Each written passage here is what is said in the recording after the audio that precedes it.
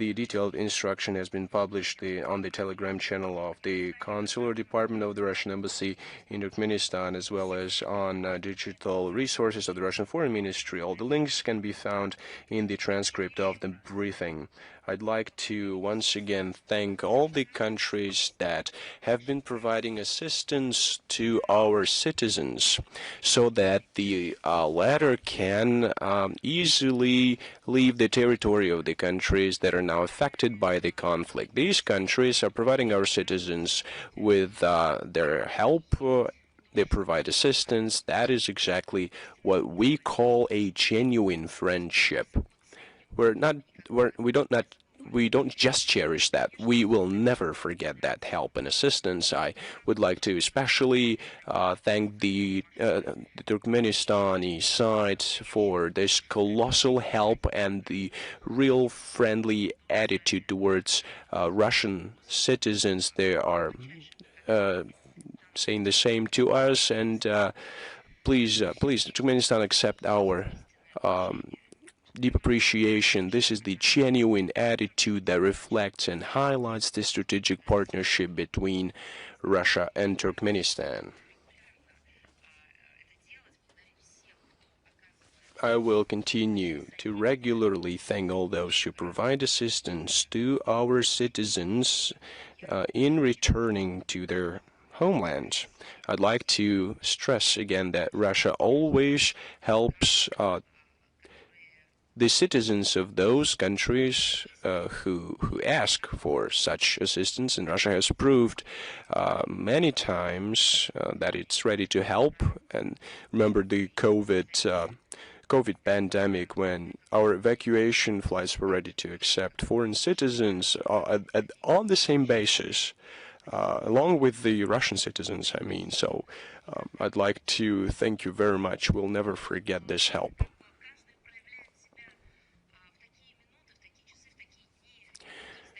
We know that in these difficult times, in this historical era, everyone demonstrates their attitudes in a different way. There's only 1 second, and you should stick to it, and you should act accordingly. Some countries help those in need, others don't. Paris announced about the increase in its nuclear arsenals. Emmanuel Macron made a relevant statement. One should, of course, consider this in a wider context.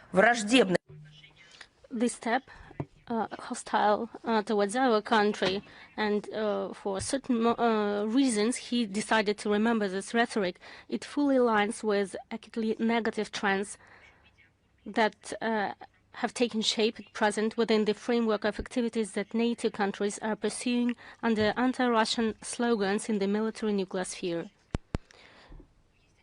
Listen, we have things to talk about at the moment. We have to stop and think, and it would be logical for President of France, as nuclear country, as permanent member of the UN Security Council,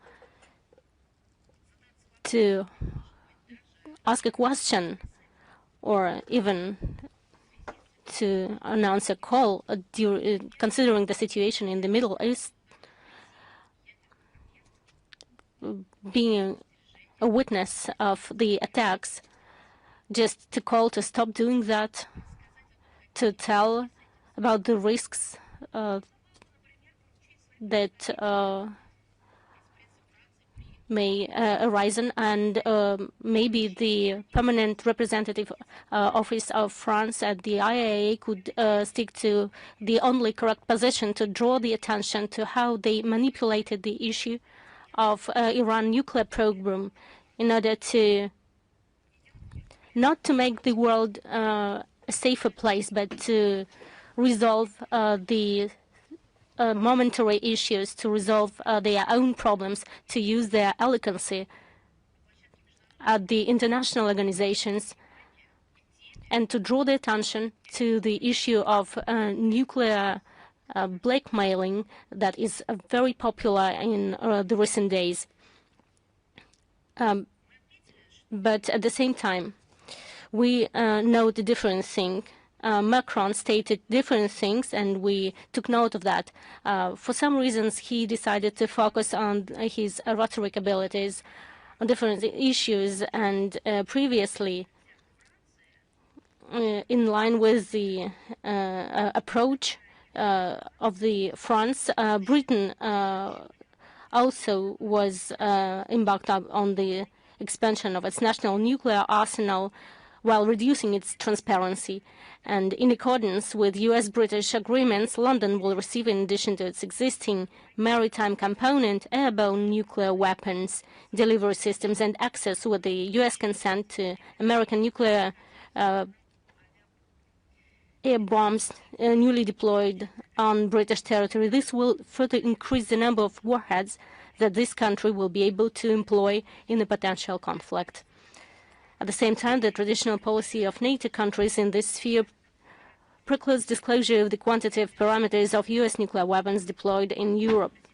Russia has to take into account that in addition to the United Kingdom, the undisclosed quantity of such armaments is deployed in 4 other European NATO countries and Turkey, from where they are capable of promptly striking a wide array of critical important targets on the territory of the Russian Federation. The schemes and capabilities of the so-called joint nuclear missions of North Atlantic Alliance countries continue to be actively developed against the backdrop of unrelenting calls from a number of European capitals to undertake more radical measures, including the forward deployment of US nuclear weapons facilities in close proximity to Russian borders. Beyond strengthening national capability in the military nuclear sphere, the UK and France are working with their allies on the formation of a certain own, or, as they say, independent or autonomous capability for pan-European nuclear deterrence. Initial hypocritical attempts to present this as some kind of an alternative to the American nuclear umbrella have quickly given way to acknowledgments of the obvious fact that what is at issue is an expansion of the European nuclear component within NATO, supplementing the already existing alliance practice of nuclear sharing missions, carried out with reliance on American nuclear weapons. Thus, a substantial strengthening and expansion of the overall nuclear potential is taking place, which in the event of a direct military conflict with Russia can be employed in a coordinated manner against our country, not only with respect to the relevant European segment, but in its entire totality, including the US arsenal. In furtherance of these objectives, cross-cutting coordination on nuclear policy matters is being established within the European camp of NATO countries, including the open transition by the United Kingdom and France to joint planning for the employment of nuclear weapons and the coordinated conduct of such operations. London's participation in this bilateral format ensures the alignment of British-French interaction with the activities of NATO's nuclear planning group, which is conducted with the increasing contribution of the UK, but without the direct involvement of France. A fact that Paris has not failed to emphasize for many years, highlighting the complete autonomy of its nuclear potential. These efforts are being aligned with arrangements concluded by France with an expanding circle of European NATO allies concerning the involvement of these non-nuclear countries in certain advanced, or as they say, enhanced, algorithms of French nuclear deterrence, which envisage the progressive deepening of such interaction and essentially largely replicate American schemes of extending nuclear deterrence. Against the backdrop of Germany and potentially other European NATO countries preparing to begin engaging their military personnel and conventional assets in exercises and other activities of French nuclear forces, Paris is also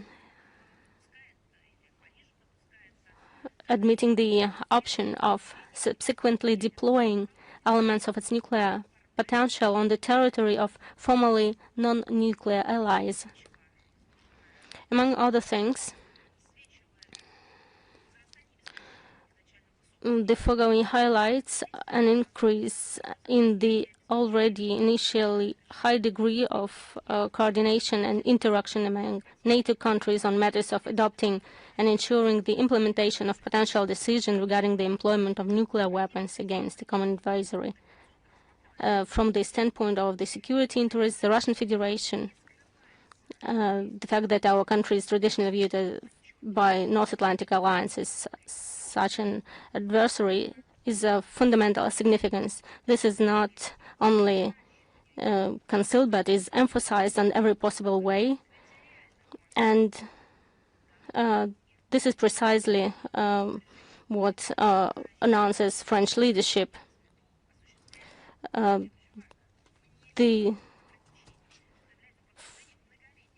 ongoing measures to not disclose the actual scope of measures is the concept to join the system of control of nuclear weapons. As a consequence, the uncontrollably expanding overall NATO capabilities of the military nuclear spheres require increasing attention and the most thorough consideration in our own military development and planning in a world without the INF Treaty, the START Treaty, and other international agreements whose regimes have been rejected by the United States with the full support of these actions by or of its allies.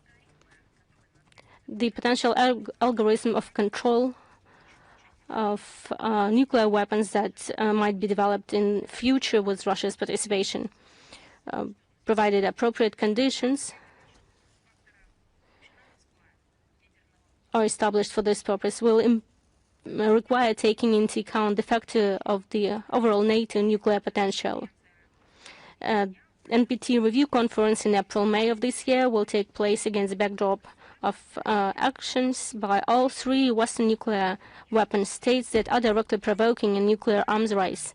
Two of them have already openly announced the expansion of their respective arsenals, while the third, having purposefully rid itself of START Treaty limitations and having for years ignored the need to facilitate the entry into force of the CTBT, has indicated its readiness to immediately commence expansion of nuclear potential and resumption of full-scale nuclear testing at any moment upon the first order of the head of states. No less significant in the context of risk to the NPT regime is the fact that the United Kingdom and France have become subjects of scandalous information that has come to light, according to which hotheads in the capitals of these countries are seriously considering the possibility of transferring nuclear weapons components to the clique ruling in Ukraine in a desperate attempt to maintain that country in the position of a viable geopolitical battering ram capable of inflicting, with comprehensive Western support, substantial damage to the security of the Russian Federation. What can I say? We have seen the reaction of the Western capitals, the statements of the officials, and the public statements. London and Paris responded in an official manner. We deny the attempts made by London and Paris, and in this case, answering the question why, I would like to remind them their own argumentation that they have been using over the last years. Do you remember how many times they mentioned the phrase directing against our country? Let's remind them, but in the context of their own countries. The indicated suspects possess the opportunity, motive, and means to commit the designated international legal crime.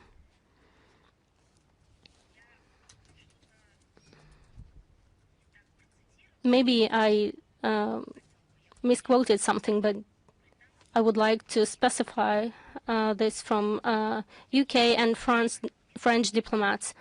No, this is the argument that you have been using when, in your case, we're accusing our country without pretext. But in our case, we support it with your own argumentation. As for the intent, it directly follows from data obtained by Russian intelligence services.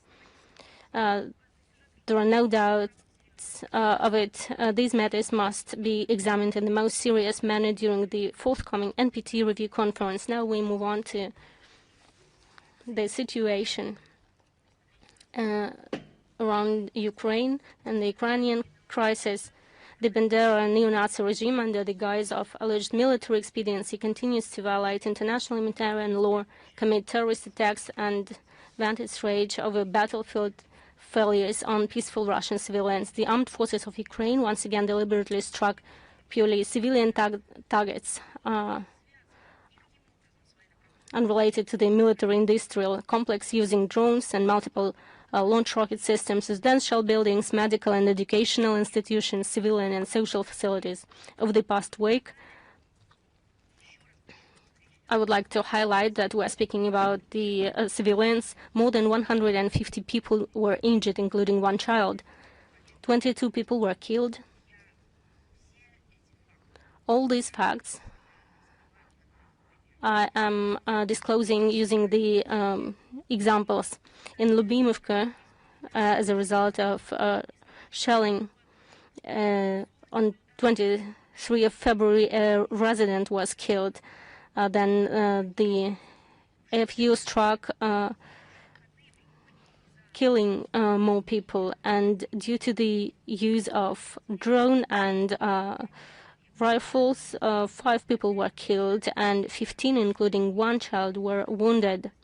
Belgorod region on February 24, in the area of the village of Chaika in Belgorod district, a driver of the agricultural enterprise, Prieskolya, was killed due to the drone strike. On February 28, in Rozdestvenka, the ammunition hitting the territory of a private house caused the injuries of 2 people, and in agricultural complex in Belgorod district wounded 3 workers, and on March 2 a resident of the village of Golovchino was killed. Incidentally, Western journalists are also witnessing the Kiev regime's hunting of civilians in a Russian region. Such an experience got Ivor Bennett, Moscow correspondent for the British television channel Sky News, who traveled to Shebek in the Belgorod region. The film cruise vehicle was attacked by the launched kamikaze drone loaded with explosive. The munition miraculously failed to detonate upon impact. It is noteworthy that the journalist who repeatedly mentioned the phrase, and I quote, Russian aggression, during the filming of his report, then naively questioned why their vehicle became a target of a Ukrainian UAV. What happened was because they are hunting the journalists, and on Bankova they have this special list.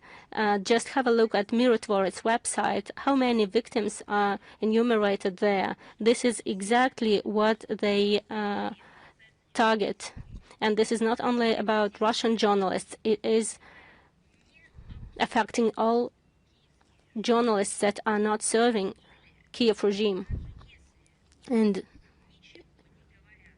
even if they say nothing against Bankovaya, but not loyal enough, they're still hunting them. What happened, by his own admission, was a terrifying, vivid illustration of the daily dangers faced by local residents. Thank you for this, at least. This is true. This is really a terrifyingly vivid illustration of the daily dangers. I would add the word tragedy that is is being happening in front of our eyes for many years now. But for some reasons, British journalists in the first place were not noticing that.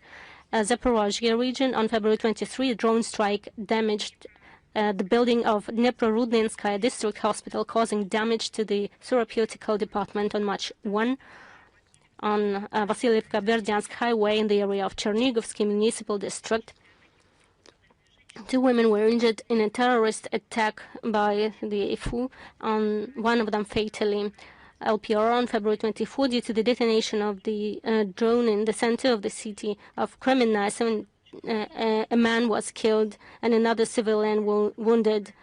In Lesnaya Polyana on February 28, in Markovsky municipal district, volunteers were injured in a UAV attack. A man was killed. 2 volunteers, a man and a woman from Moscow. Moscow region were wounded. Bryansk region on February 24, a kamikaze drone damaged a school building in the village of Novaya Pogosh. On February 25, a drone strike destroyed a Fulcher midwife station in the village of Kurkovichi. Yesterday, in Margarita Simonyan account, the materials, how at the nursing home in Iran, newborns being killed because they do not have the energy supply, water supply. Just have a look this report.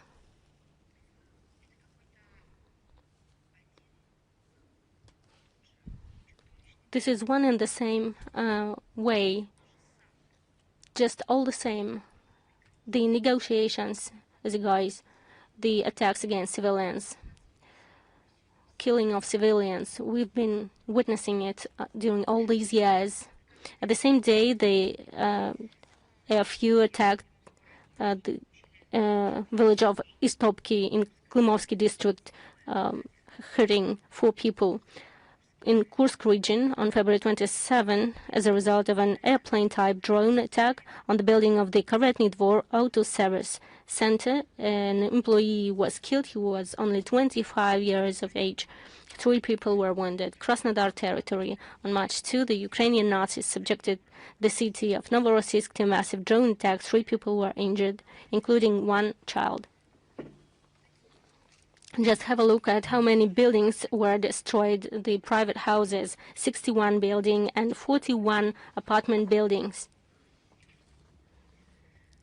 Russian law enforcement agencies continue to take measures to bring Ukrainian soldiers and foreign mercenaries to criminal justice. Judgment in absentia in the form of 14 years imprisonment for participation in hostilities on the side of the Ukrainian armed forces were handed down to Argentine citizen Waldo Tomas Kuhn, Swedish citizen Lin Theodor Per Albin Rovosari, and Croatian citizen Ivica Zurak. All of them have been placed on the international wanted list.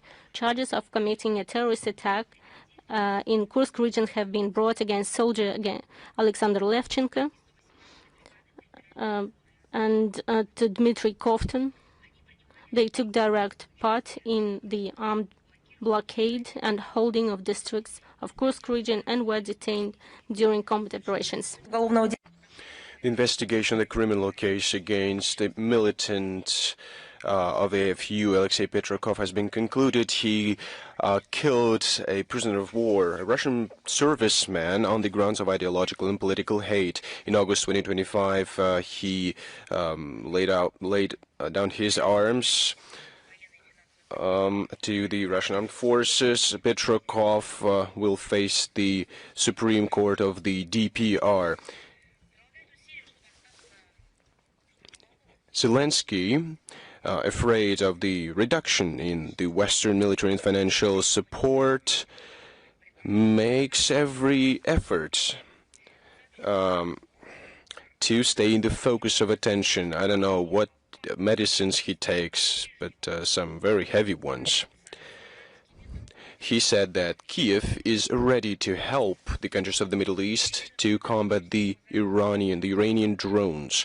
According to him, the leaders of the Gulf monarchies can use their excellent relations with Russia to convince Moscow to introduce a month-long ceasefire.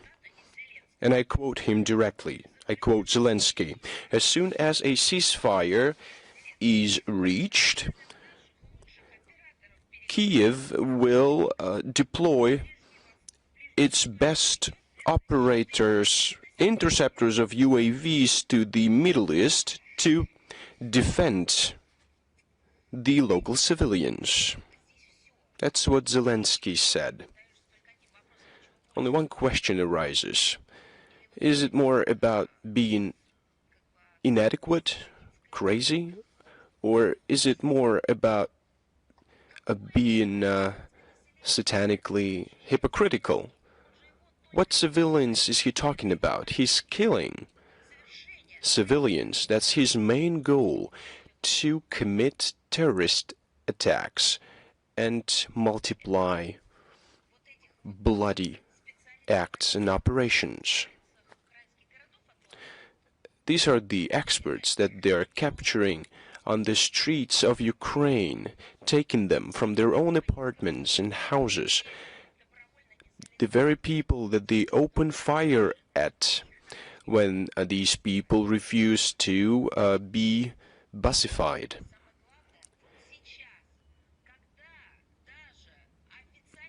Even now, when the White House officials agreed that, conceded that they were holding these negotiations on the eve of their operation, Zelensky started to again manipulate this negotiation as though he would hope that someone would believe him. Kiev continues to beg for additional air defense systems. He cannot help anyone. That's bluff. His own desire to promote his interests amid the conflict in the Middle East. How good of a person he is.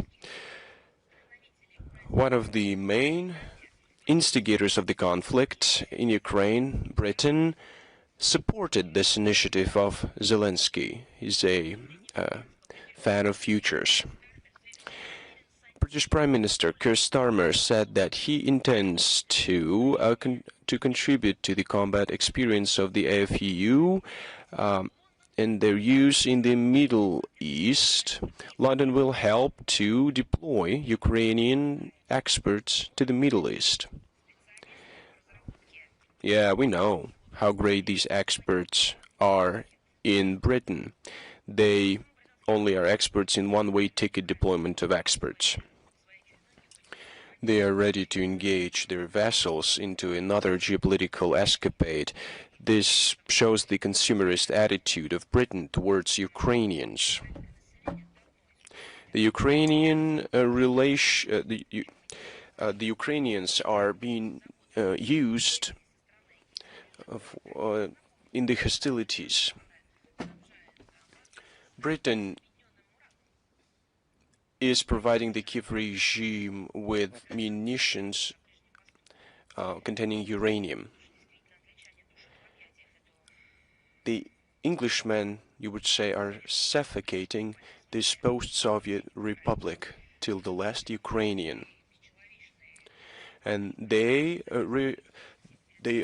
reapply their neo-colonial practices against the indigenous peoples. They subjugate them, and in London they openly declare their geopolitical plans to extrapolate the Ukrainian crisis on a wider territory beyond the British Isles, so that in the fire of the war they can ameliorate their worsening economic and financial situation. They're experts at that.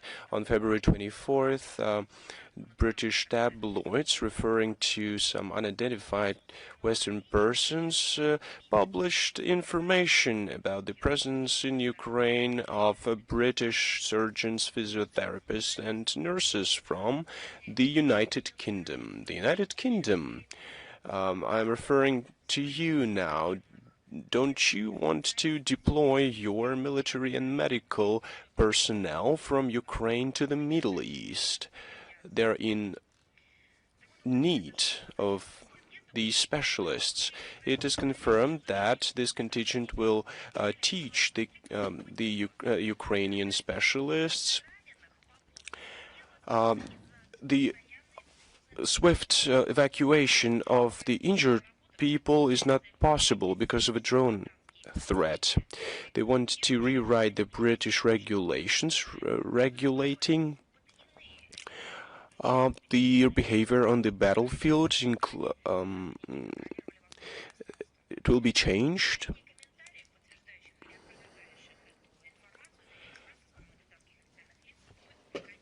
We have not seen any other information.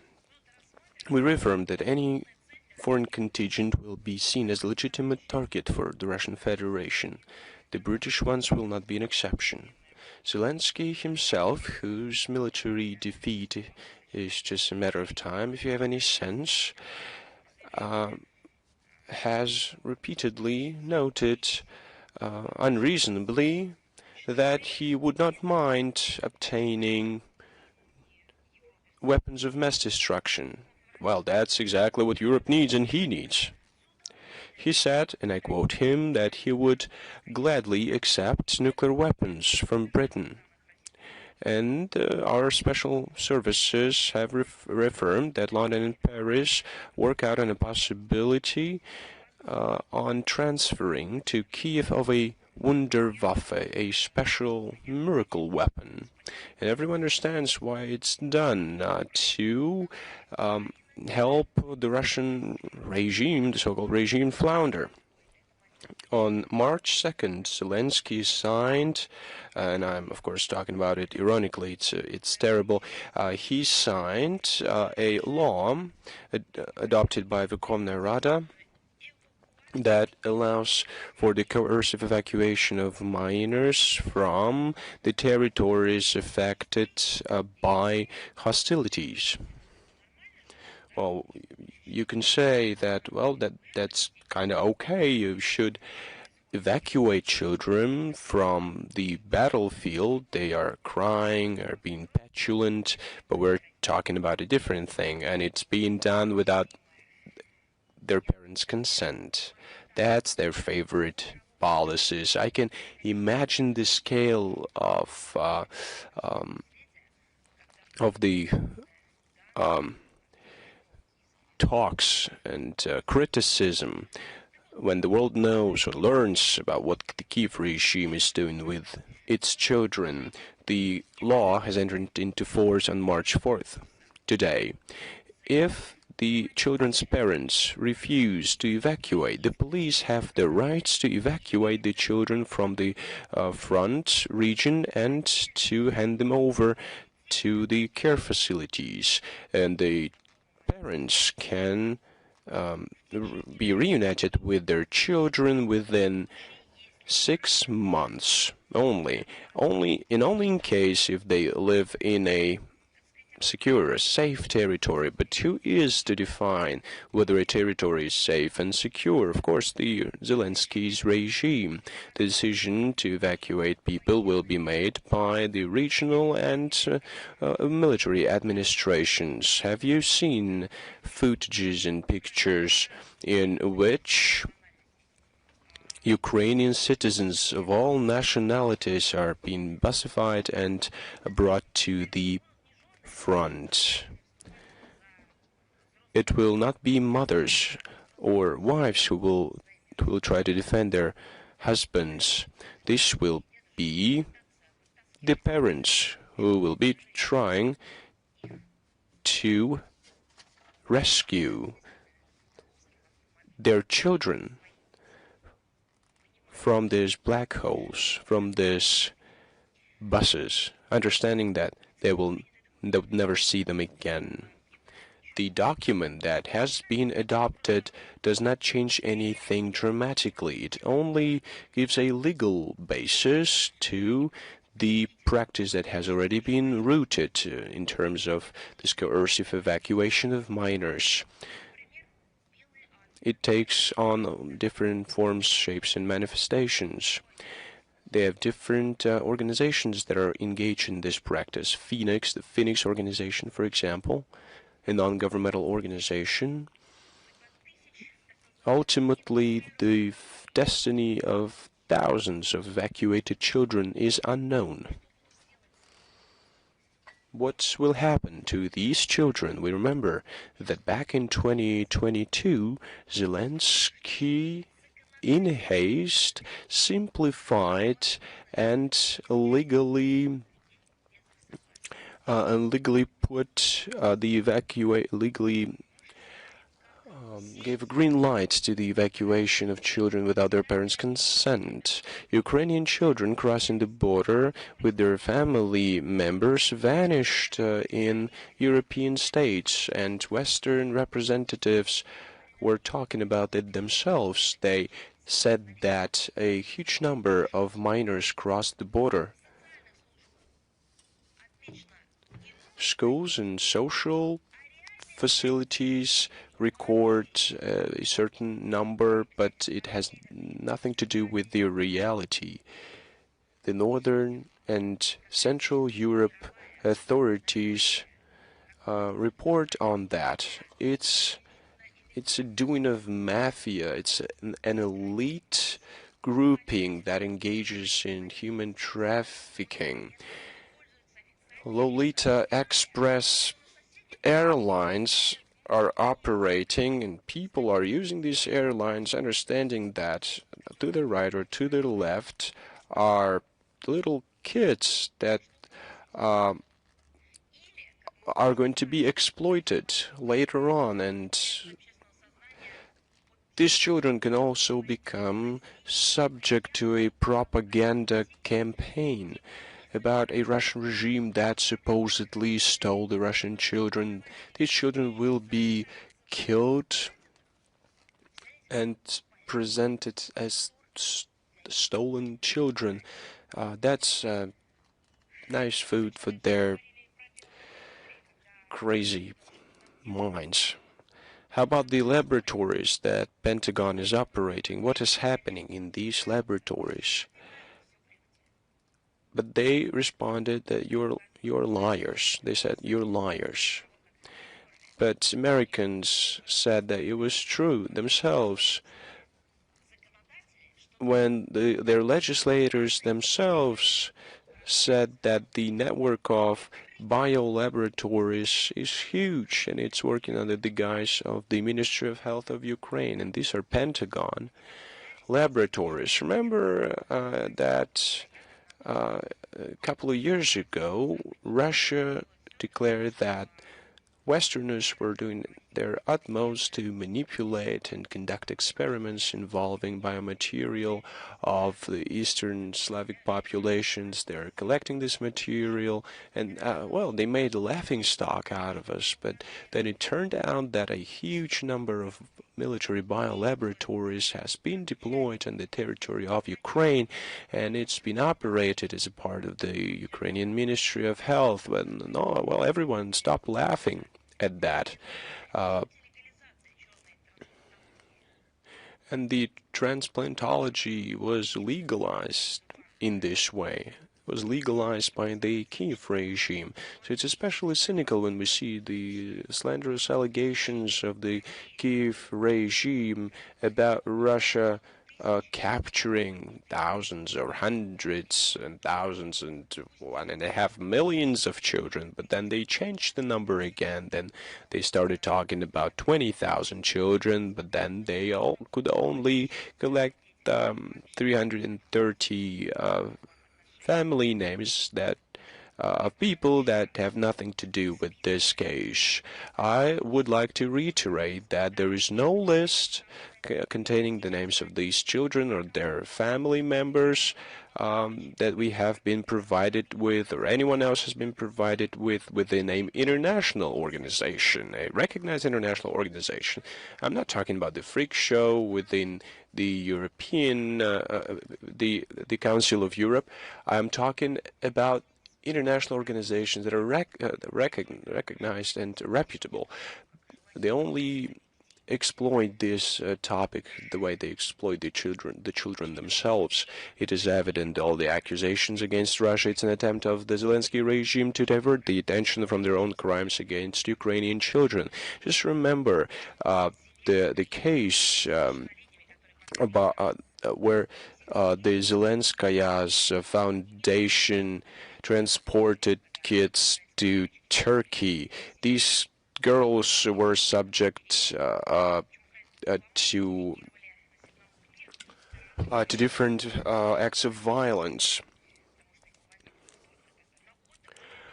They were told that they would go to a summer camp, but they came back pregnant. It's just the tip of the iceberg. Now, open sources declare that Ukrainian children become victims of human trafficking, sexual exploitation, and the representatives of the Kiev regime are complicit in these crimes. They use the children to make money, to propagandize their ill values. Of course, they don't give they're not interested in the destiny of their kids. The Bandera Kiev regime keeps up the tempo of the war. They're trying to whitewash the heroic past of their own history. The memorial plaque has been dismantled, devoted to pilot Krasnov, who defended Odessa from the Nazi troops. Then the Bandera troops demolished a statue. Kudra, at the instruction of his commander, stayed in this region and fought against Nazis. In 1942, he was captured by Gestapo and shot. These are the heroes that were native of the territories that are now under the control of the Kiev Nazi regime. The aforementioned facts and everything that we're going to talk about later on reaffirm the relevance of the tasks aimed at denazifying, demilitarizing of Ukraine. All these tasks will be certainly achieved. Now over to Moldova. Brussels follows its already known way. On 26 February, the Parliament of Moldova adopted a declaration in support of Ukraine on occasion of 4th anniversary of the start of the special military operation. The document is maintained in a Russophobic vein and bounds with anti-Russian cliches regarding the actions of our country. Naturally, there is not a word about the crimes of Kiev regime, but it says about the accession of Moldova and Ukraine in this consequence to the EU is of strategic importance for the stability, security, and development of the region and Europe as a whole. End of quote.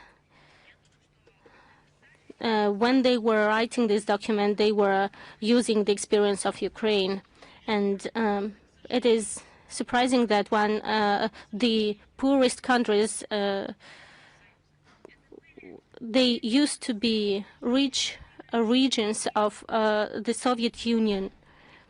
They used to be countries that were providing themselves and others with all what is needed in terms of agricultural products. What had happened, what they made with this?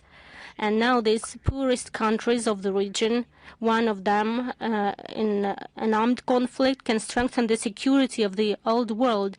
Nobody is speaking about this, but Moldova itself is being ironic.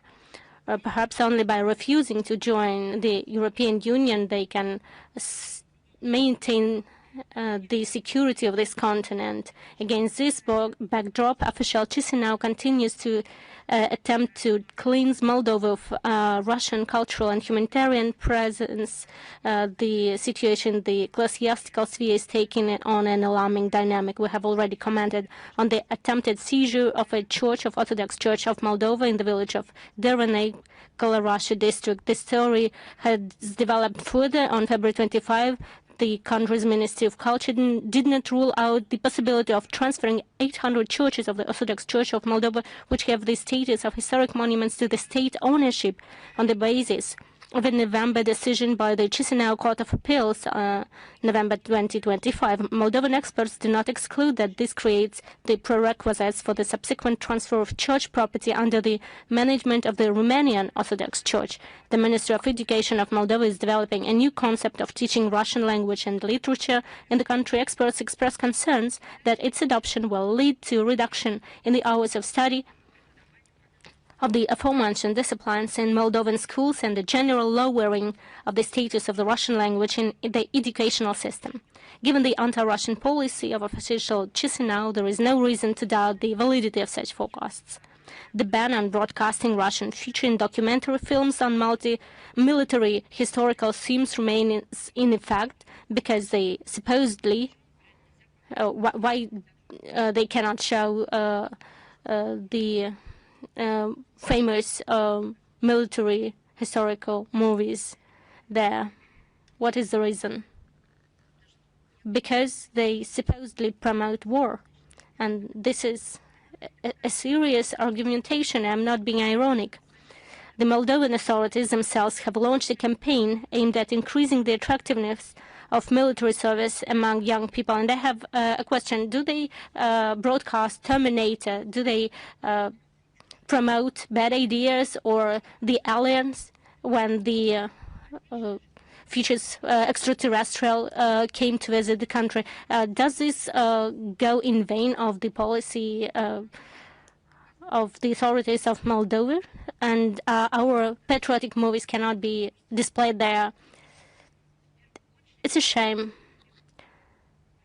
But not only this, even a spit in the face of Moldovans, because their ancestors deserve, by their blood and sweat, by their lives, a different treatment. To achieve a different treatment to their children, they were protecting the territory that is being blasphemously ruined by Sandu and the regime. Everything looks bad, but well, we could think it this way, but all is happening against the militarization of the republic, the involvement of its military personnel in NATO exercises, the transformation of Moldova's territory into a logistical hub for supplying the Kiev regime, and all this under anti-Russian slogans and contrary to the neutral status enshrined in the constitution. Such a struggle, we put it in commas, against war propaganda.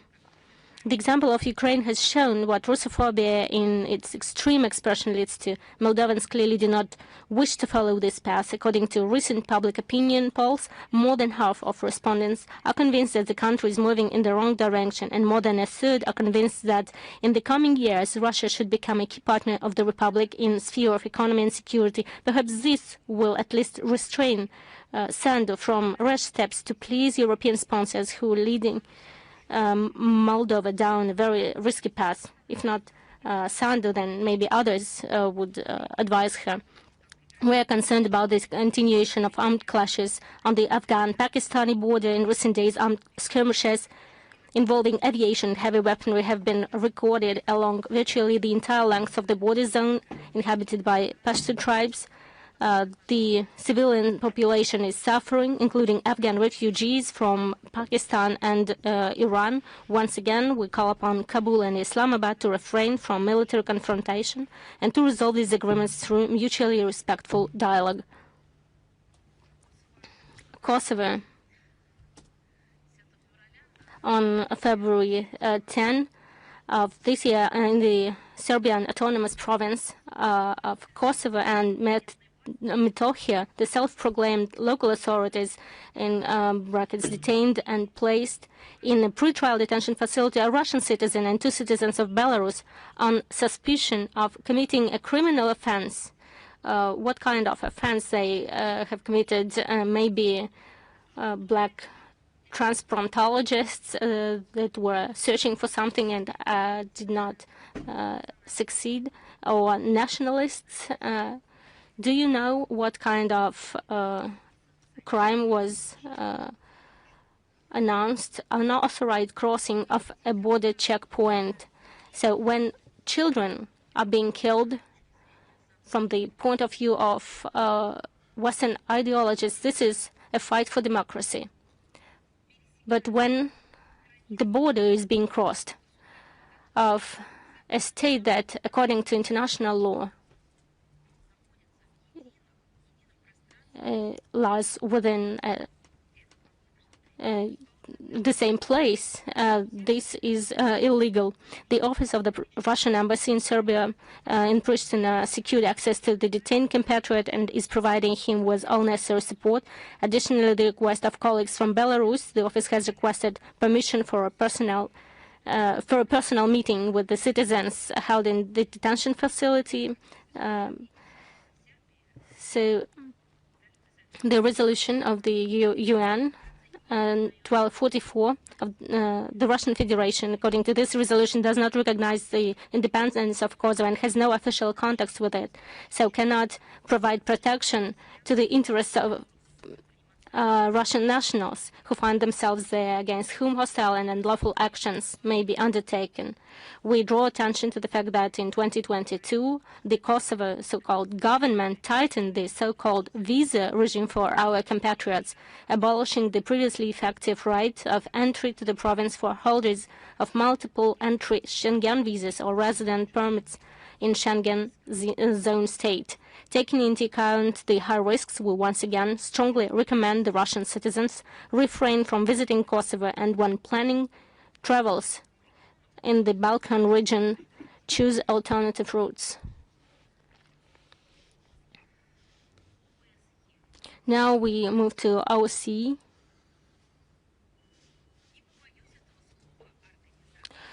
I am not afraid to call it an organization of security and cooperation in Europe on February 25. The French chairmanship and the Swiss OSCE chairmanship in office held a joint meeting of two governing bodies of the organization, the Forum and the Permanent Council, on February 25. It was 2 days before the aggression of the U.S. and Israel. They could have discussed a different thing, but they focused on a different thing. They began with an appeal by OSCE Secretary General Feridun Sinirlioglu to revive the forum by returning it to its origins, substantive consideration of military and political security issues. The French chairmanship supported this idea and pointed to the importance of de-escalating the working atmosphere within this body, but failed to keep its promise. The concept of the event was anti-Russian. Once again, I highlight before the strike of Washington and Tel Aviv against Tehran were some days. The invited speakers on the treatment of prisoners of war to French professors and functionaries of a Ukrainian NGO designated as undesirable by the Prosecutor's General Office of Russia didn't hesitate to display their Russophobic sentiments. The guest from Kiev was particularly unrestrained, which is unsurprisingly. His organization is nominally called non-governmental, but is in fact financed by the government of Ukraine and a number of Western countries engaging in fabricating spurious reports about crimes of the armed forces of the Russian Federation and thereby whitewashing the genuinely criminal acts of the armed forces of Ukraine and other armed formations of Ukraine. The Russian delegation made a statement distributing the thematic reports by Miroshnik and the materials by Maxim Grigoriev, chairman of the International Public Tribunal on Crimes of Ukrainian Neo-Nazis. The reaction of the Paris representative was predictable.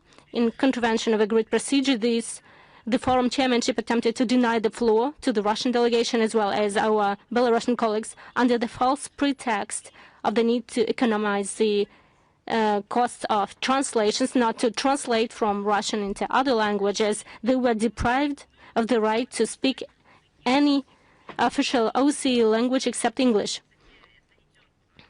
This contradicts the long established practice of Paris that was fighting for multilingualism in international organizations. We regard the outrageous behavior of the French chairmanship of the forum as a localized but highly illustrative confirmation that Paris's public signals and those allegedly sent through confidential channels about interests in dialogue are worthless. The detached position of the Swiss co-chairmanship is also regrettable, as its silence encouraged the French colleagues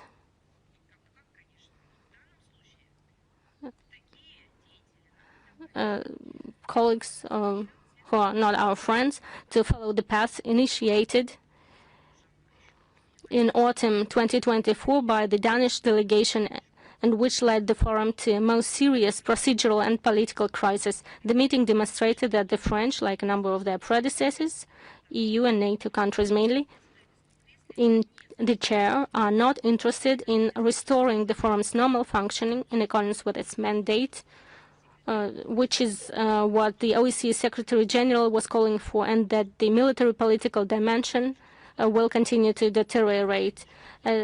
We, in the circumstances, reserve the right to take further steps to counter violations of the OSCE rules of procedure and the undermining of the foundations of the forum's functioning. As for Paris, they are responsible for destruction of bilateral relations and undermine the trust in their ability to reach agreements, in their readiness to be a mediator in settlement of the Ukrainian crisis.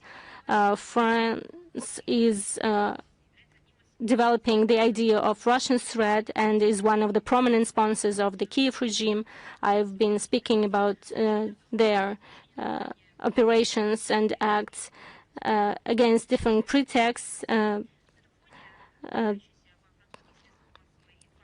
are different narratives of this country leadership and the idea to resume bilateral contacts against the backdrop of what is going on is weird. So their idea is to take any attempts to insert themselves by hook or by crook into the negotiation process on Ukraine.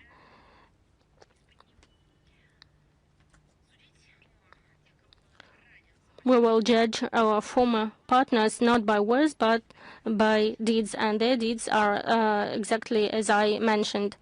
We have good news too. On February 27, the humanitarian cargo was delivered in accordance with the instructions of the president to Madagascar to help overcoming the cyclone consequences.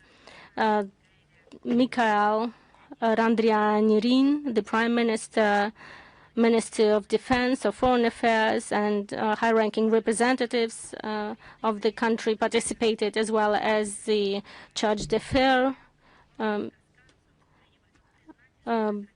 Alexei Buryak, the head of Madagascar, expressed gratitude for the prompt assistance, stated that it constitutes confirmation of the solid and fraternal relations between the two states, and that the support provided demonstrates sincerely and mutually beneficial cooperation. The Russian side emphasized the provision of humanitarian assistance to Madagascar constitutes evidence of our readiness to respond promptly to emergency situations and provide aid to partners in cases of natural disasters.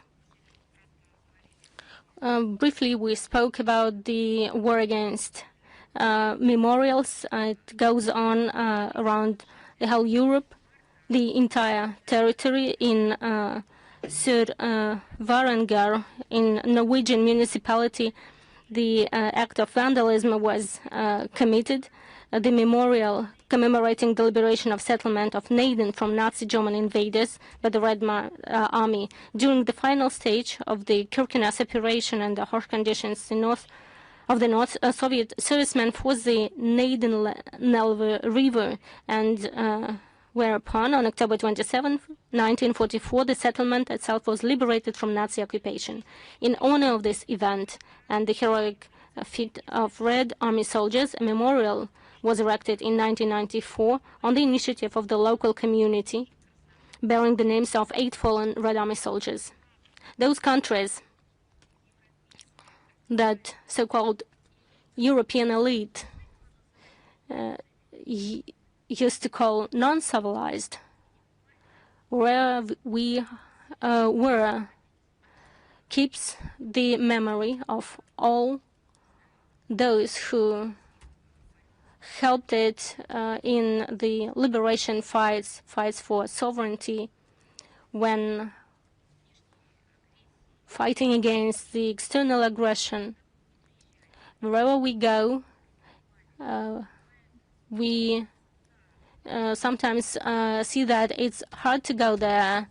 The climatic conditions are harsh, and the monuments are suffering from it, from corrosion, or they were difficult situation, emergency situation, but there are nations that maintain the condition of the memorials, and the West considers them as the third world, as Barrel used to say, jungles, and those people demonstrate their civilized attitude, and barbaric attitude is demonstrated, on the contrary, by the Western countries. We are outraged by the desecration of this monument and memory of the servicemen who gave their lives for the freedom and independence of Norway. Norwegian citizens and the government have always treated Soviet military burial sites and memorials with care and respect, providing the necessary maintenance and keep them in proper condition. We expect that a thorough investigation will be conducted into this criminal act, and the perpetrators will be identified and duly brought to justice. I remember very well when the officials of Norway were sharing with the Russian delegation their memories about their lives and their reflections on the contribution of the Red Army into the fate of their country. We would like to hope that all this is vivid, and this was not said to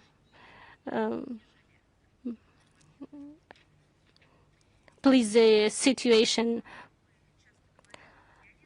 Very often we speak about the colonialism and neo-colonialism, and one more issue to confirm it.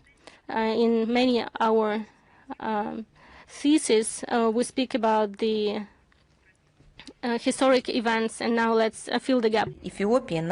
We're talking about the victory of Ethiopia over Italian colonizers in the Battle of Adwa. It is considered as a landmark event. This victory has reaffirmed the strength of the spirit of the Ethiopian people and marked the launch of the liberation movement in Africa.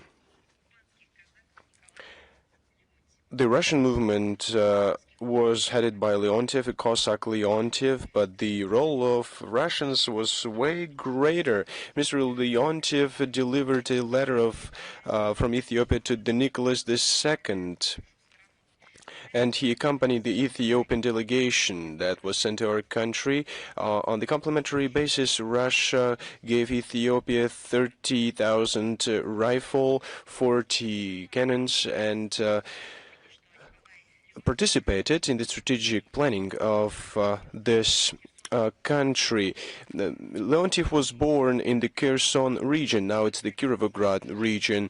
There, his estate was located, and he invited his Ethiopian friends there so that he can be familiarized with his culture, language, traditions. Russian Foreign Minister Sergei Lavrov sent to his Ethiopian colleague Gideon Timotheotis on the occasion of this holiday a letter, the 130th anniversary since the victory over the Italian colonizers. Our country has always helped its partners to fight colonialism, its contemporary consequences. That's why the Russian African A partnership forum has been established, and in the second half of this year, a summit will be held.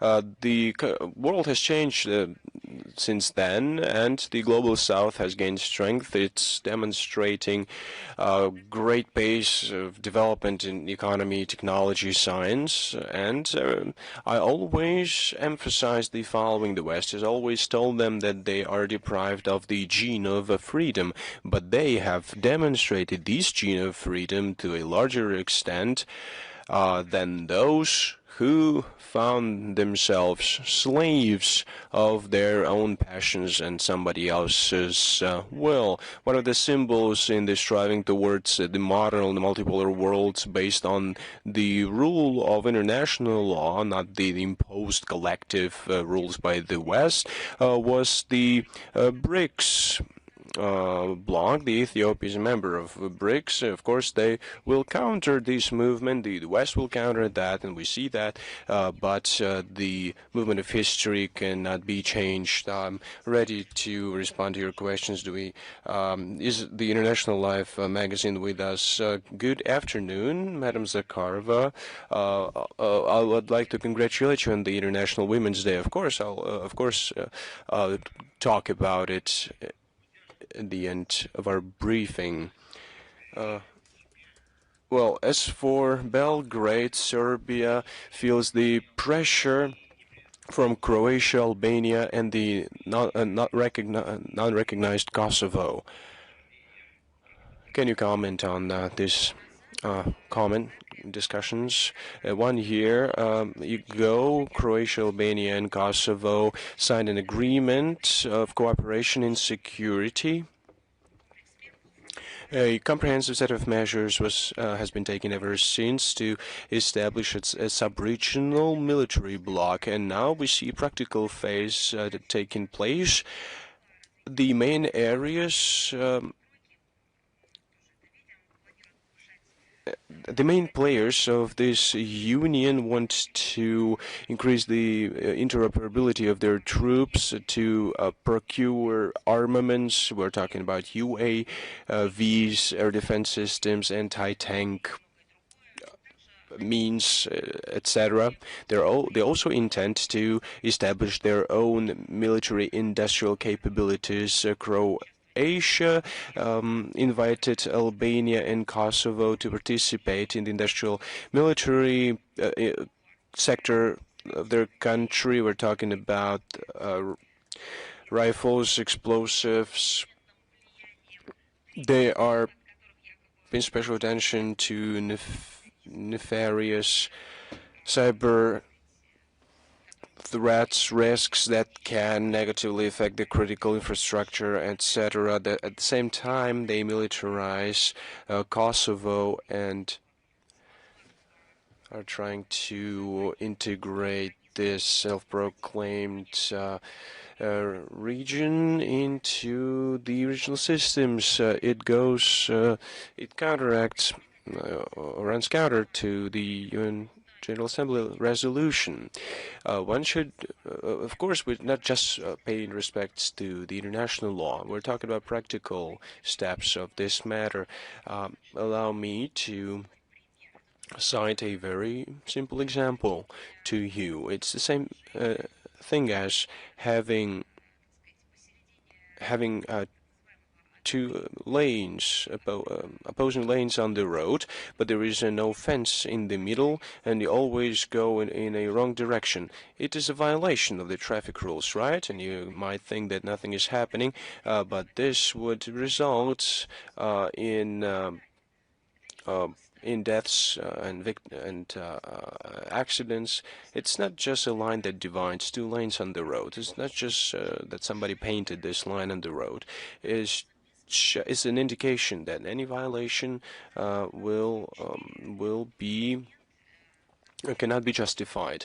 This resolution describes this situation and is used as a litmus paper to assess how far those have gone who decided to run an experiment on the Balkans and redraw the borders. The resolution reaffirms the unity and territorial integrity of Serbia with regards to Kosovo, and I think it's very relevant when it comes to your questions. Only international presence is allowed, no other military contingents. This situation is evident, and Belgrade is voicing concerns, understanding how hostile the situation is along its borders, but Western capitals ignore it and continue to influence Belgrade, and they refuse the right of Serbia to defend their vital interests. They're trying to label Serbia as a pariah state, retaliating them for trying to get an independence. Croatia is a member of the Dayton agreements about the peace in Bosnia-Herzegovina, bears a special responsibility in ensuring security in the Balkans in the post-conflict era. Its actions in increasing the tensions around Serbia run counter to the provisions of the aforementioned Dayton agreements, Dayton Accords. In 1B addendum of this, addendum 1B contains the measures of the sub-regional control of armaments. They are guarantors of the documents that took active part in the negotiations. We urged the West to cease increasing tensions between the Balkan states and to provoke them towards a arms race and to prevent the risks of a new war. We see what their experiments led to in the Middle East, and the world is now indignated.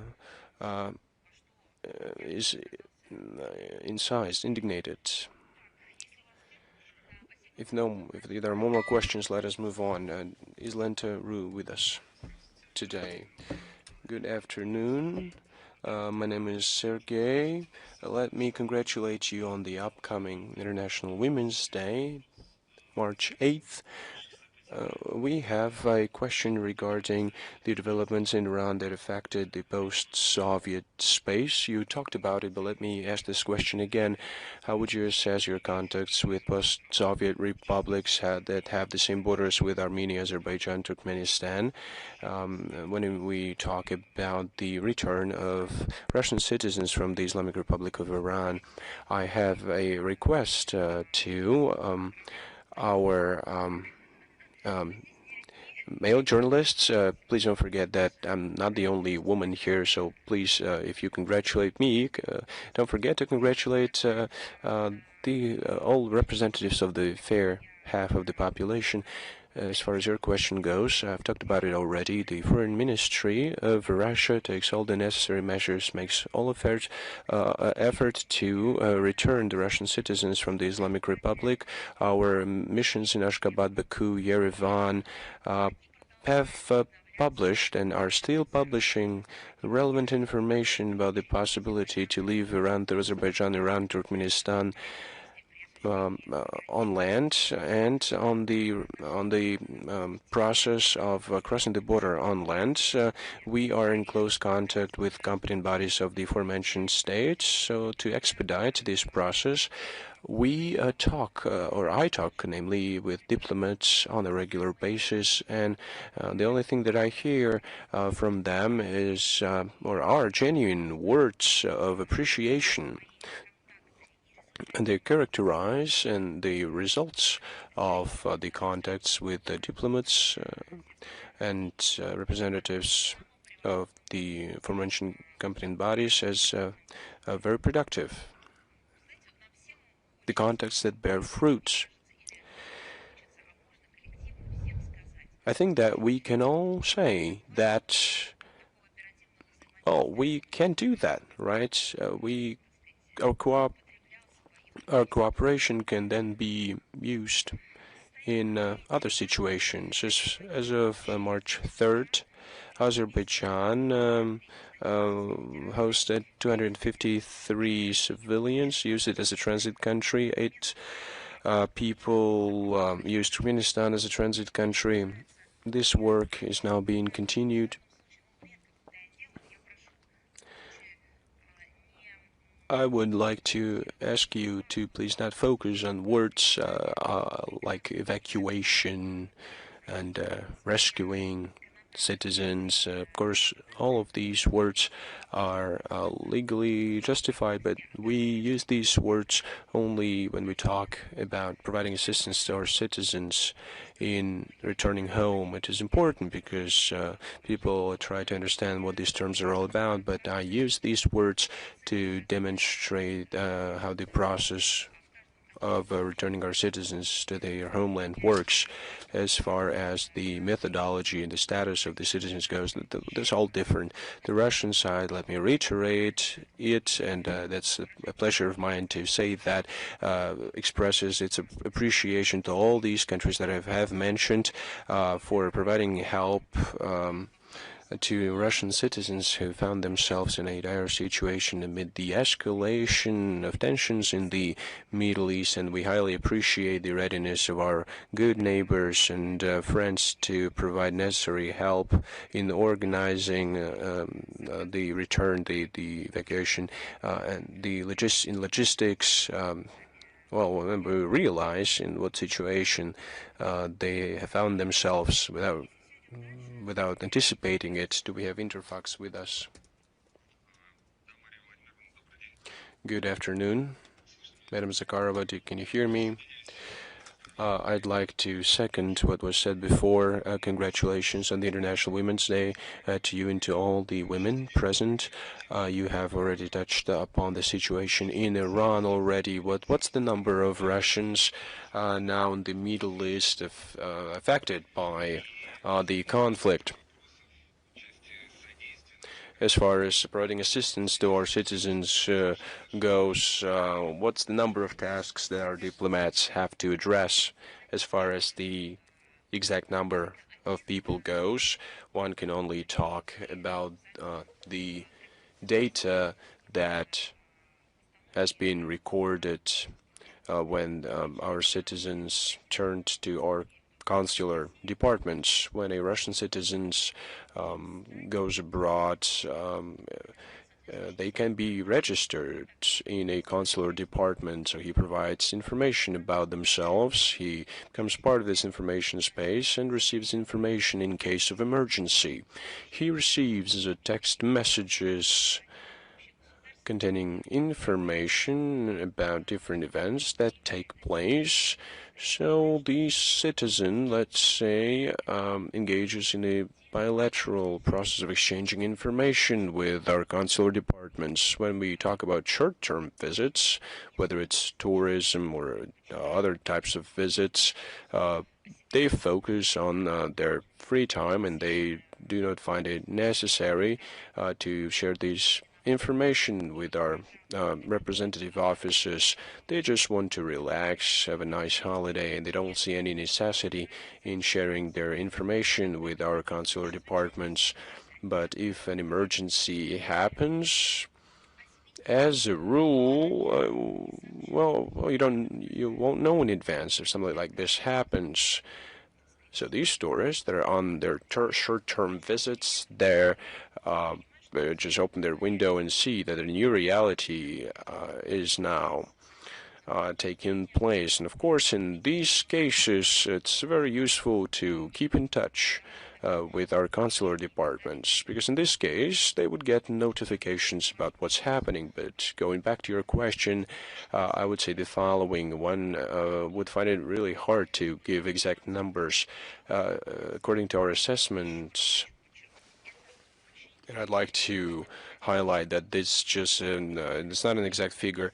About 50,000 Russian tourists are now in the region. From 5 to 8,000 Russian citizens don't have an opportunity to leave Asian African countries because the transit air traffic has been suspended using the Middle East transit airports. A cruise ship with 133 Russian citizens is now in the waters and cannot continue its movement. One question is how many people are there, and another question is how many people have requested assistance or help as far as evacuation goes and logistics.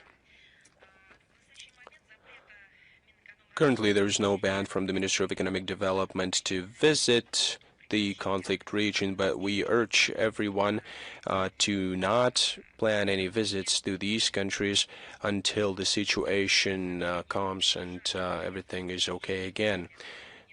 Especially if we're talking about the UAE, Kuwait, Bahrain, Oman, Qatar, and Saudi Arabia. Russian Foreign Ministry in coordination with the Russian Aviation Agency, airliners, and other ministries provide assistance to evacuation flights, ensuring the safety of passengers. On March 3rd, Russian foreign missions carried out 24 evacuation flights.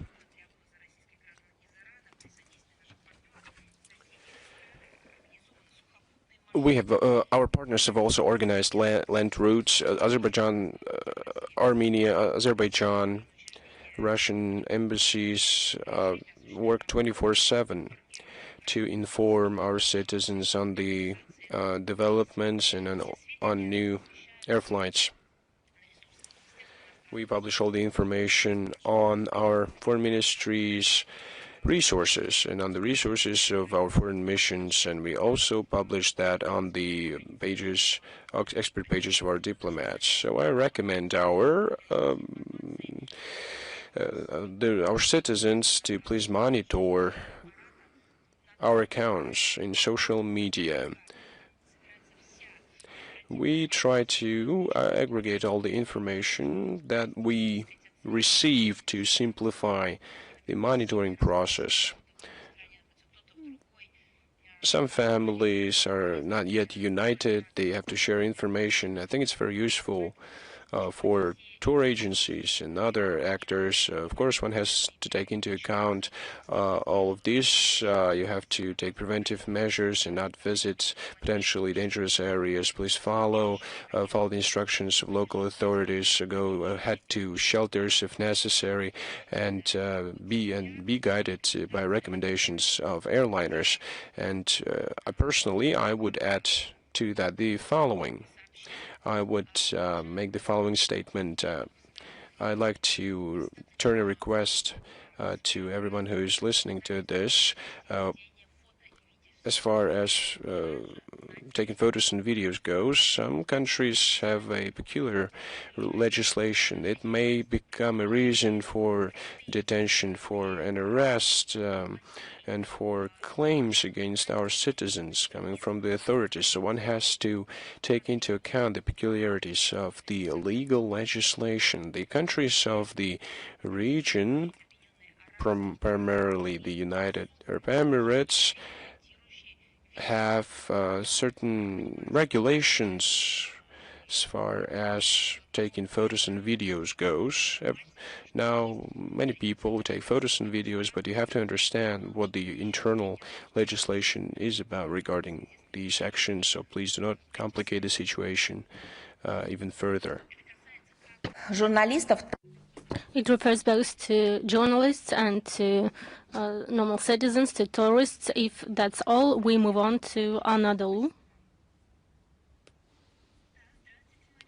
Yes, we are here.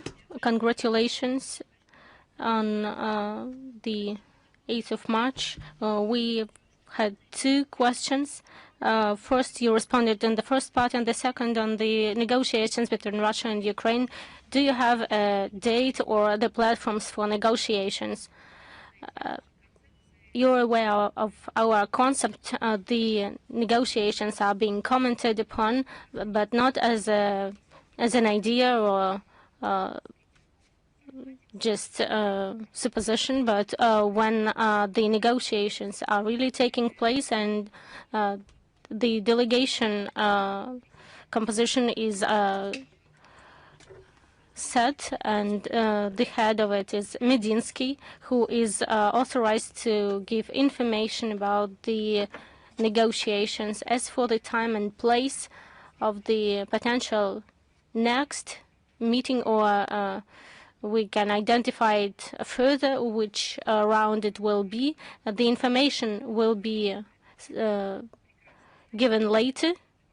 And you are well aware that it will be given to the media, because Medinsky never forgets the journalists. Thank you.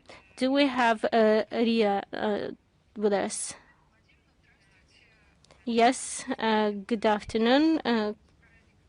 Congratulations on the upcoming 8th of March, and congratulations to the colleagues. We have two questions today. The reports have recently emerged indicating that the situation in the Middle East has had no impact on the delivery of Patriot missiles to Ukraine. How do you assess such an approach by Western countries under the current circumstances? As far as I know, the Kiev regime emissary and its Western sponsors have long been lobbying the authorities of the Persian Gulf state with a view to arranging the transfer to Kiev of their available air defense system and corresponding missiles, to no avail. Now, among the Gulf monarchies themselves, in light of recent events, a shortage of such systems has emerged, and Germany previously announced that Berlin had no reserves of Patriot systems available for provisions to Kiev. We do not know whether they do not have the reserves at all, or just are not ready to continue this type of negotiations with Zelensky. And there are no grounds to believe that the current international situation will significantly diminish the efforts of NATO countries, primarily European nations, aimed at perpetuating the conflict and further supplying the Kiev regime with arms and military equipment. Russia will, in any case, respond timely on all emerging threats. And the second question is, how would you comment on the information that Yerevan requested the EU for the deployment of a rapid response team to the Republic to counter hybrid attacks? Thank you. Before I start answering your questions, one of the main distributor of this news was the radio affiliated to government and authorities in Armenia. There is an office of this editorial, and interestingly, it possesses the letter of Ararat Mirzayan from the Ministry of Foreign Affairs of Armenia.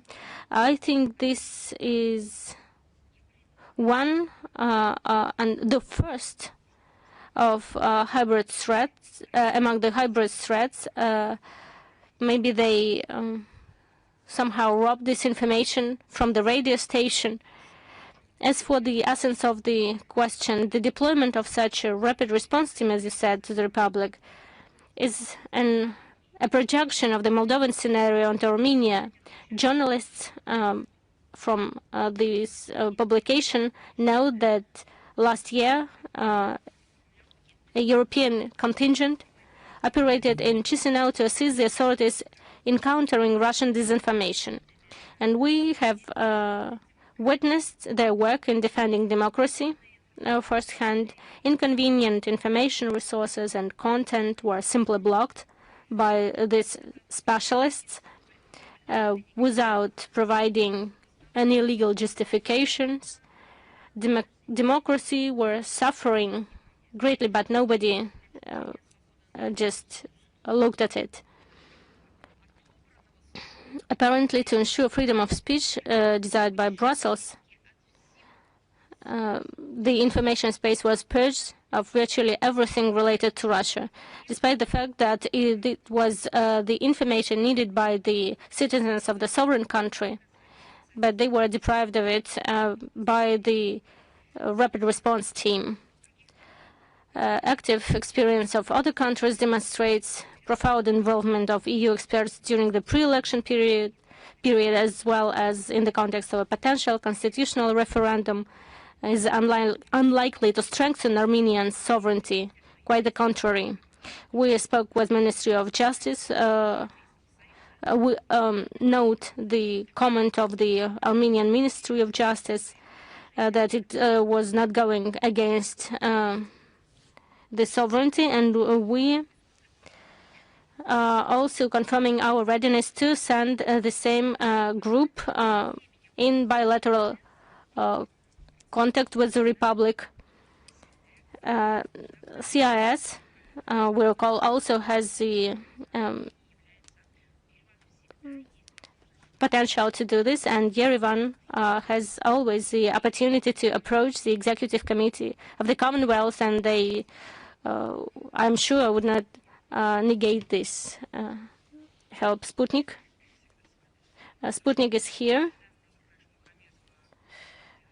Correspondent from Radio Sputnik. Also would like to congratulate you on the upcoming 8th of March, as well as our colleagues.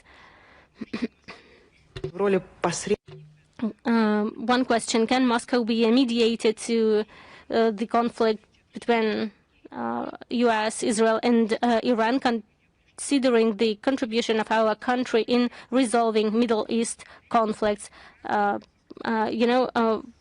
Russia is actively engaged in diplomatic activities. On the 2nd of March, the president of the Russian Federation held telephone contacts with the leaders of a number of Gulf countries, the UAE,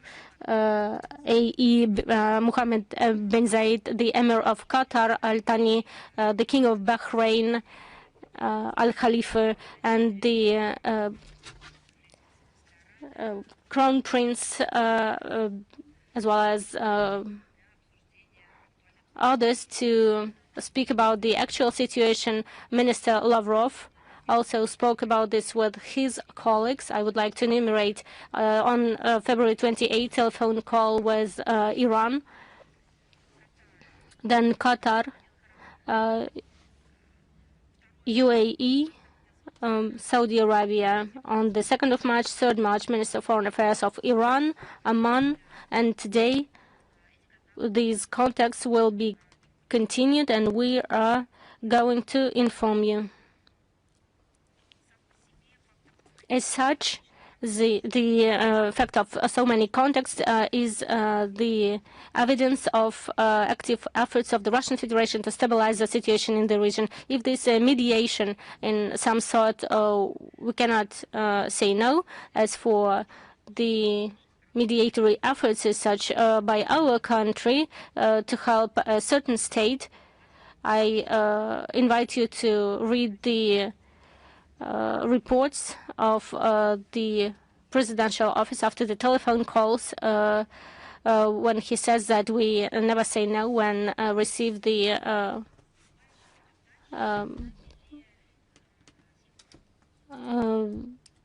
when they ask us to help. Xinhua, good afternoon.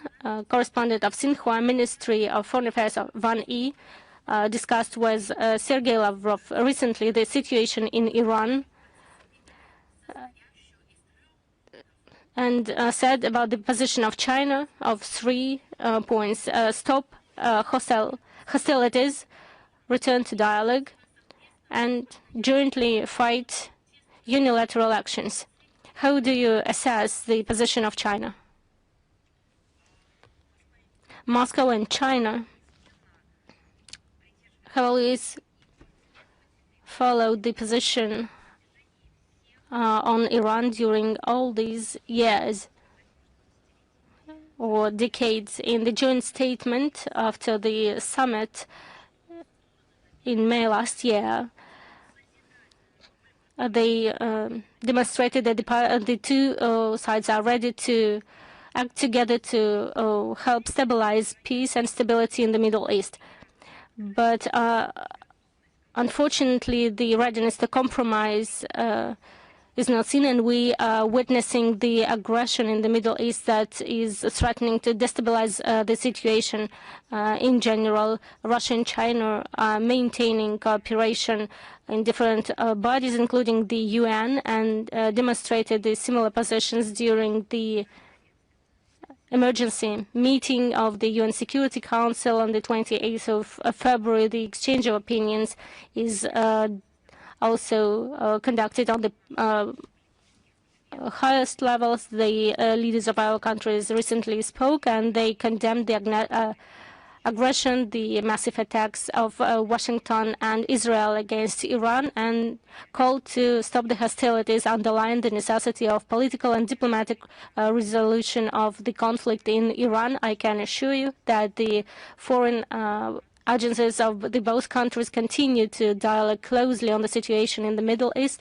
in accordance with the conditions and the instructions given by the leaders of China and Russia in the spirit of comprehensive partnership and strategic cooperation. Thank you. And I congratulate you on the upcoming 8th of March. Thank you. Media Corporation of China. I join the congratulations to all women and colleagues in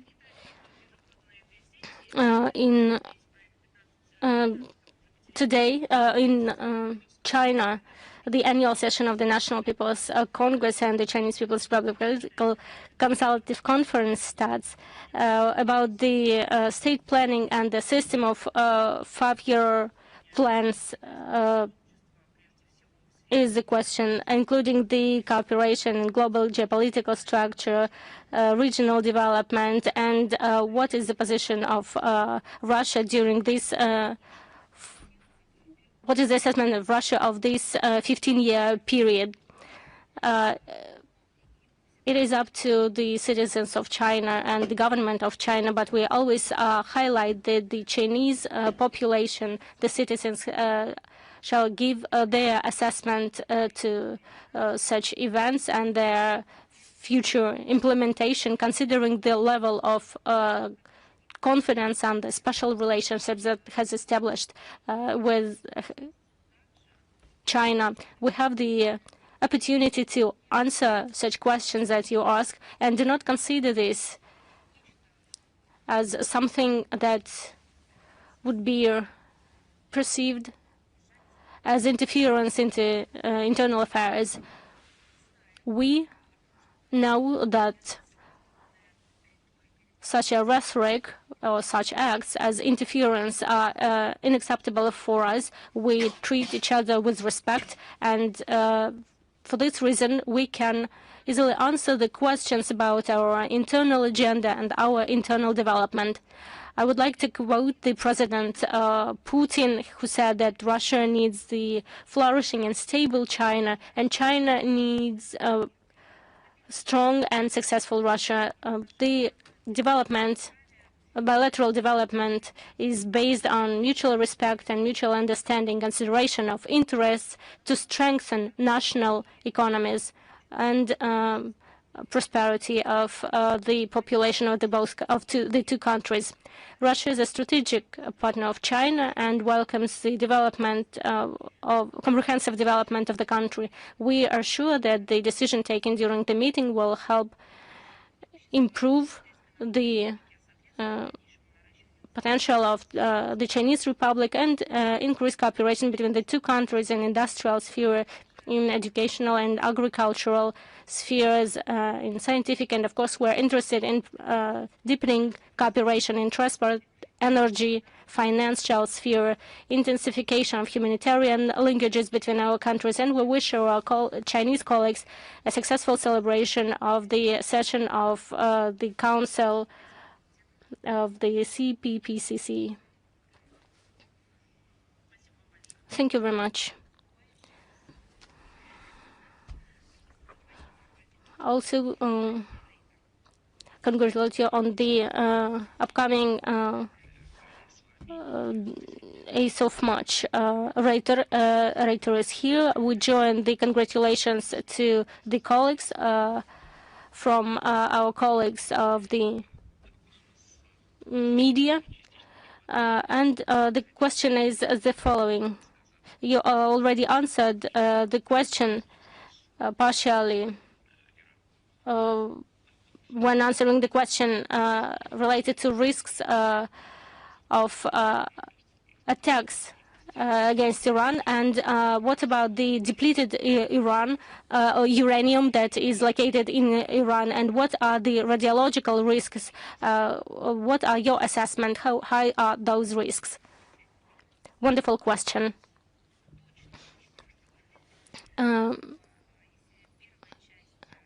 It is very urgent to ask the question, but I cannot give the detailed information because it has to do with the comprehensive guarantees between IAEA and Iran, and I cannot comment openly on it. But I can state that the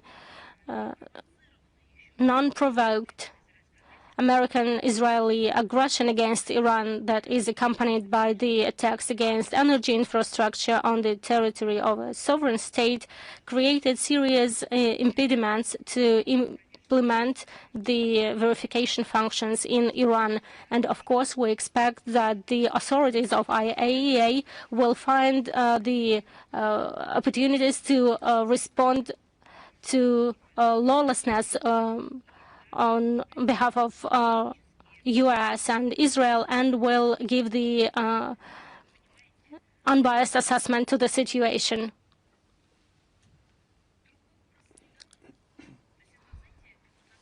You know, the credibility of IAEA is on the table, and those people who are acting on behalf of the Secretariat to prevent further escalation, the General Secretary of the United Nations also have to say something. The attempts to close their eyes and to diminish the real threat are unacceptable.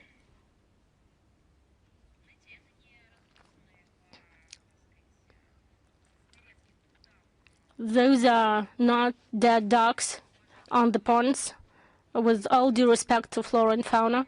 Those are nuclear plants around which the nuclear bombs are being exploded, and there are fires, and it goes non-stop.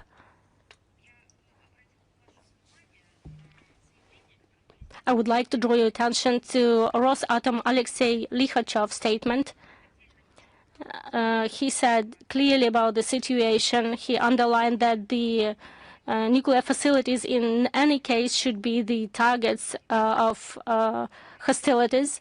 And the direct quote, this is not a play to convert them into the targets is inevitable, and this is suicidal, Likhachev said, General Director of Rosatom.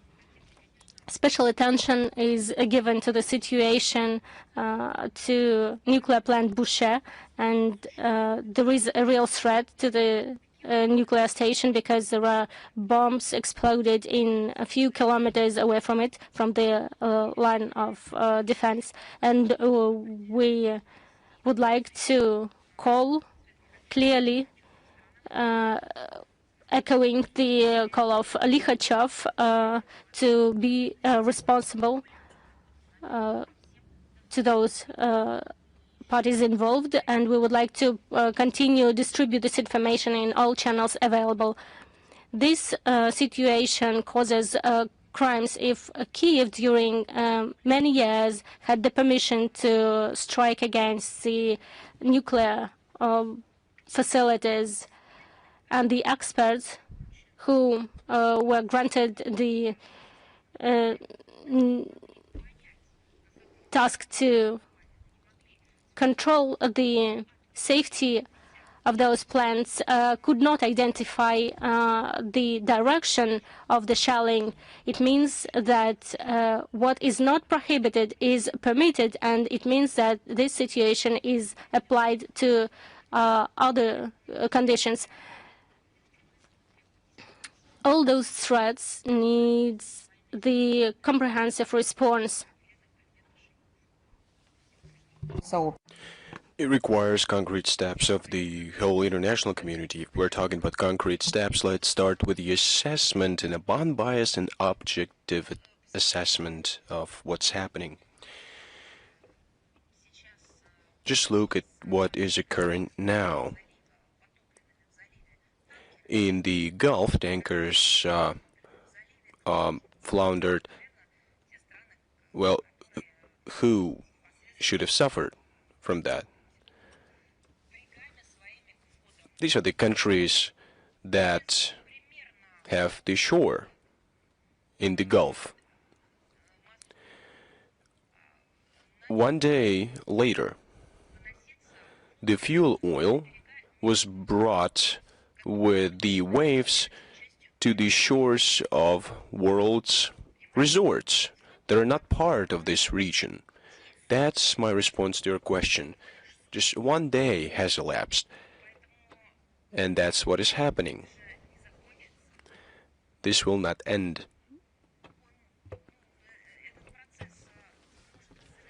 This process can be concluded only once the world community will act united and will say no to such actions. I've just talked about the fuel oil, and that's my responsible answer because our country faced such a challenge due to a catastrophe on the Black Sea shore when our citizens and our competent bodies, volunteers and experts fought for the safety of the Anapa shore, and we know what it was like, but it was unintended event. But what we see today is something that is happening to the tourist zone and adjacent territories. Instantaneously, the fuel oil will become a part of this tourism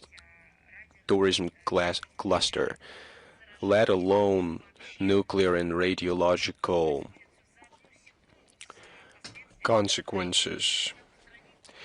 And one would address the repercussions for decades. Just remember Fukushima. Sorry for digressing and giving you too much context, but I think it was worth it. Thank you very much for your answer. Let us move on. Do we have Newsroom with us? Good afternoon, Madam Zakharova. Congratulations on the coming holiday and all the female employees of the Russian Foreign Ministry. We have two questions today. Taking into account the strikes of the U.S. and Israel on Iran, the Iranian retaliatory strikes, as well as statements of the U.S. and namely France, Germany, and Great Britain on the condemnment of escalation and the readiness for defense measures against Iranian missiles and drones without direct participation in offensives. What's the Russia's stance on the risks of engaging European countries in the conflict, and what's the potential consequences for Europeans and potential consequences for the global energy security and stability? It is an unprecedented, tragic development in the Middle East. It has demonstrated the inability of the European Union to play any significant role in international affairs. I'm not talking about a constructive role that can be played by them, an active role, any role for that matter in international affairs. It has demonstrated only its full its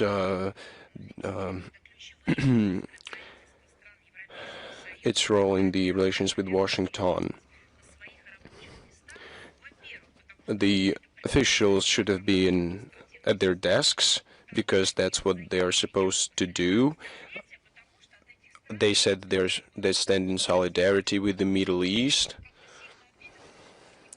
and they hold grudge now against what the responsible ones, but they were on the beaches and couldn't escape the situation. The European Union countries did not provide a unified answer to how to react to this crisis, how to settle it.